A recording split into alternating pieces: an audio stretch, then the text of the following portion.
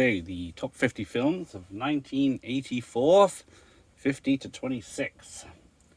Don't have many of the VHS for this one, but let's go 50. Rhinestone with Sylvester Stallone doing country singing with Dolly Parton. 49. Oh God, You Devil, another sequel for George Burns.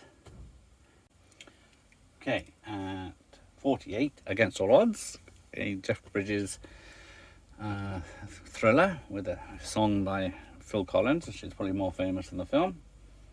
Then we get to A Soldier Story at 47. Someone investigating racial crimes in World War II. Missing in Action with Chuck Norris at 46. So that it was the second film filmed, but released first because it was the stronger of the films, and then the prequel came out a year later. Then we get to Disney's re-releasing Jungle Book in the cinemas because they want to be like you take your money. 16 Candles at 44, John Hughes, only entry in this list, but I guess some of his early films, especially with Molly Ringwald and Everyone Forgets Her Birthday. Then The Flamingo Kid with Matt Dillon at 43, about a teenager that takes a job at a resort and all sorts of shenanigans. 42, Moscow on the Hudson with Robin Williams as a Russian immigrant stranded in New York. 41, The Woman in Red, Gene Wilder after Kelly LeBrock to have an affair, and who wouldn't, but we get to number 40, Nightmare on Elm Street, the first of the horror films. There's only 2 on this list, or the top 50, that's a good one to have. 39, The Muppets Take Manhattan, which is a great Muppets film set in New York. 38, The Cotton Club with Rich Gere, massive flop on release, I believe, but who am I to say? 37, Mickey and Moore. Dudley Moore has a bigamist with 2 wives that both fall pregnant at the same time. 36, Protocol with Goldie Hawn, who saves the life of someone in Washington and then hangs around with him. And 35, more Disney. Pinocchio this time, another re-release.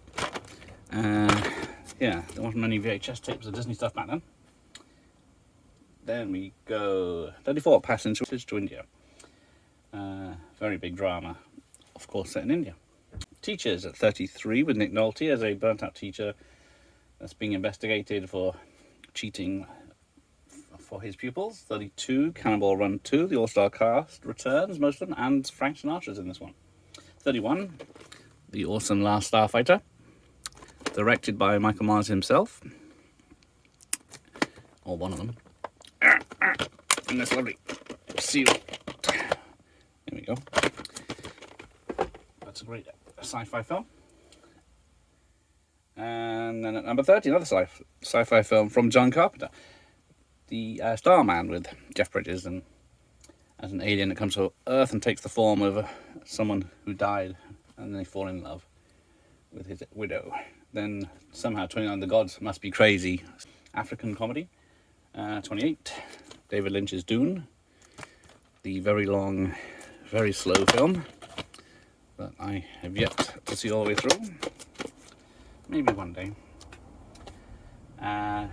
27, some Arnie action, this time as Conan the Destroyer, the sequel, which is, I guess, the more fun one, but it's not a patch on the original. 26, another horror film, Friday the 13th, the final chapter, so sadly the last one. They made it all the way back in 84. There we go. Never mind. Where are we? Oh, and that is it for this round. Thank you for watching. Here, end of the lesson.